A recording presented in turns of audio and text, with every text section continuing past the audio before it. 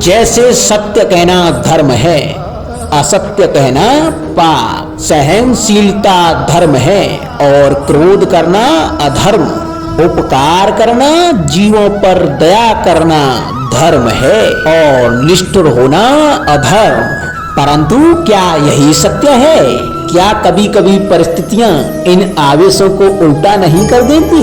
करती हैं। यदि इस संसार में कुछ धर्म है, कुछ पुण्य है, कुछ महान है, तो परिस्थितियों के अनुसार चलना।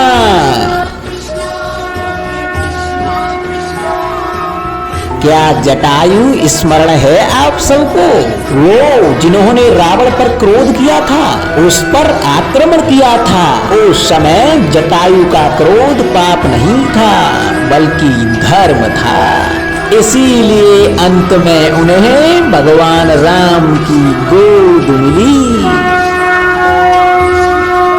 और कुछ ऐसे भी होते हैं जो धर्म को सहनशीलता समझकर हर अन्याय को सहते हैं और अंत में वो बाणों की सैया पाते हैं। यदि कोई पशु या व्यक्ति अकारण आक्रमण करके किसी निर्दोष के प्राण लेने की चेष्टा करता है, तो निर्दोष की रक्षा हेतु उसका वध कर देना पाप नहीं, समय की मांग है। क्योंकि आक्रमण ही आत्मरक्षण भी है। यदि किसी दुष्ट की सहायता करने से किसी सामान्य मनुष्य को कष्ट पहुंचे, पीड़ा पहुंचे, तो उसे सहायता ना देना ही धर्म है। अकारण क्रोध अस्वीकार है, परंतु क्रोध से कुछ शुभ हो तो क्रोध और दंड भी धर्म ही है। स्वीकारण, सत्य का स्वीकारण मनुष्य के लिए बहुत ही महत्वपूर्ण है। जब तक मनुष्य सत्य को स्वीकार नहीं करता, उसे असत्य से लड़ने की शक्ति प्राप्त नहीं होती। जब आप भोजन करते हैं तो क्या होता है?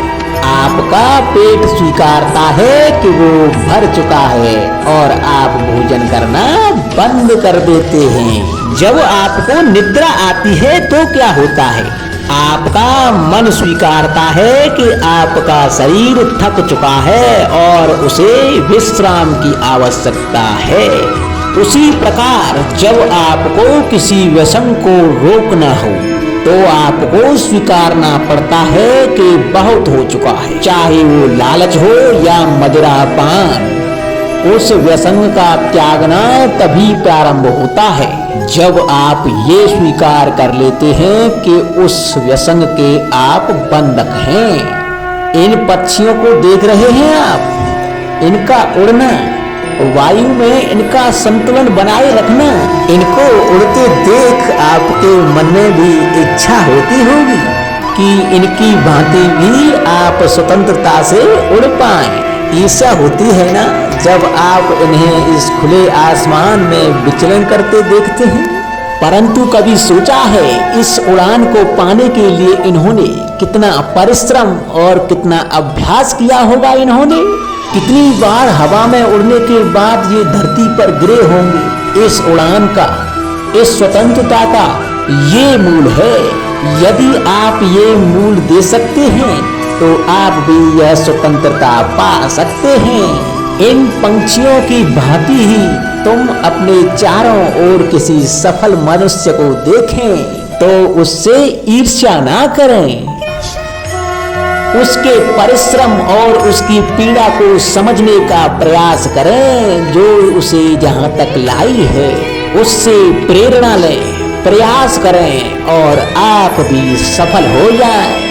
हमारे जीवन का मूल आधार है करुणा। करुणा क्या है? करुणा दया नहीं, करुणा वो भाव है जिससे हम दूसरे की समस्या को समझ सकते हैं, उसकी कठिनाई को अनुभव करते हैं।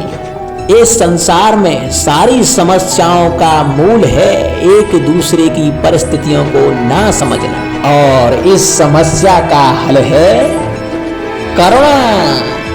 करुणा किसी पशु पक्षी के प्रति हो या किसी मनुष्य के प्रति, ये आपके जीवन में संघर्ष और कलेश जैसी भावनाओं को दूर रखती है। राधे राधे।